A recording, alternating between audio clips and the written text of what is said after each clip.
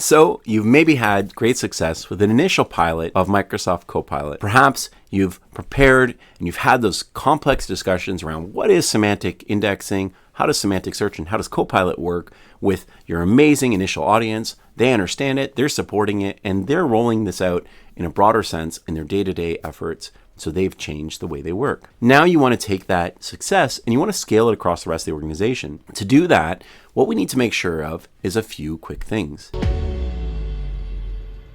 The first one is that we have effective feedback mechanisms. Each audience or each population for a pilot is going to have different feedback because it's going to be comprised of different people. And of course, the underlying technologies that they're working with has changed. So it's really important to understand that while you may have been really successful in your first pilot by using champion programs, communities, listening to users, doing effective training and more, in this next wave, which often is a rolling pilot, we're going to make sure that we also are listening to them and ensuring that we still have the same attention and time to preparing and supporting those people proactively in this next ring of the pilot. Now, a major change between the first pilot and the second ring or the second rolling pilot is that we're going to take advantage of those that we adapted and helped learn in the first pilot.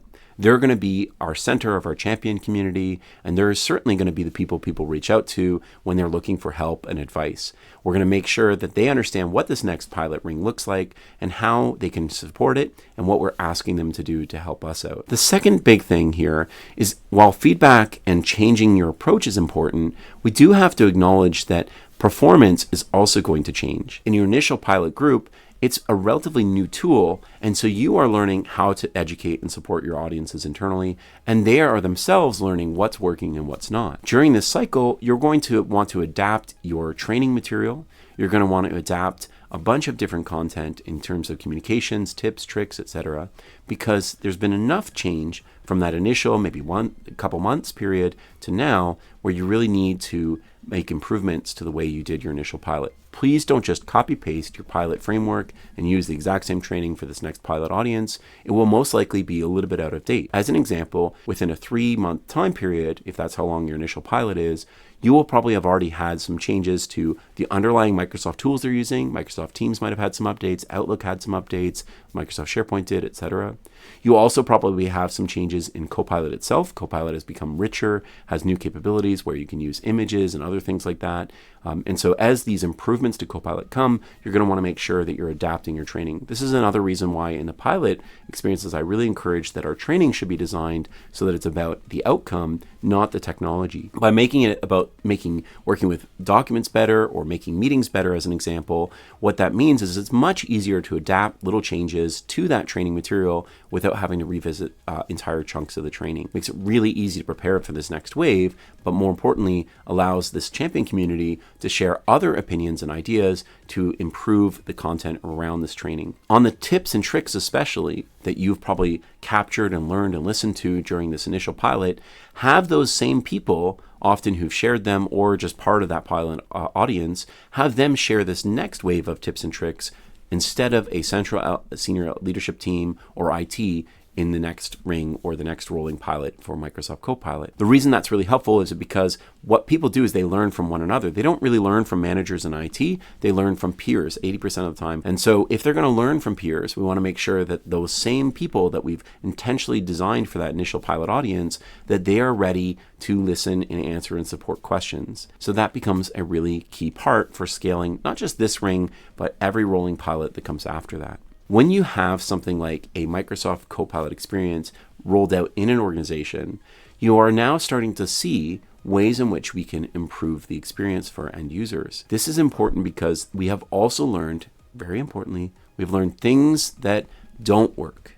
There's new skills we're all developing as we work with AI. And those skills often really come down to knowing when to use AI and when not to use AI. And there are many times where that might change over time, but learning when not to use it can become a really important part of that initial pilot success.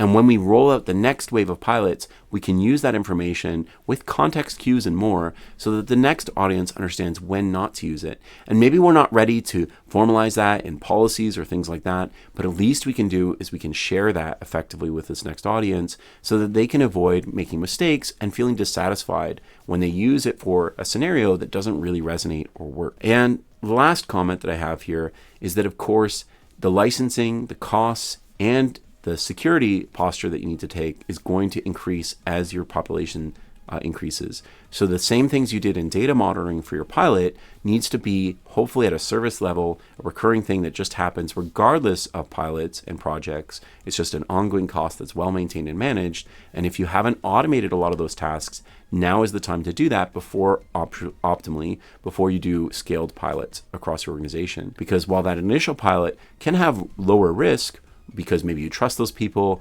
because we're centering the content on a very smaller subset of users, as we start to expand, it becomes more and more critical to have proactive efforts to look at things like links shared with everyone and other patterns that can create unintentional risk within your organization. If this has been helpful for you, excellent. I really hope that you've had a successful pilot, or you're looking forwards to a successful pilot, and you're thinking a little bit ahead on how do I prepare for what comes next, and that some of the things that I've shared today are useful in you making sure that you've set enough budget, resourcing, and time aside to make sure that your scaled pilots or rolling pilots that come after your initial one are more successful. If you need help on any of that, feel free to reach out to Microsoft or amazing partners like TutorLead, because we'd love to help you through that process, understanding what to do, what not to do through our own experience making these same mistakes with other customers so that you can be more successful. Plus, it never hurts if, as you scale your licensing, there might be funding or other options with Microsoft that are worth considering.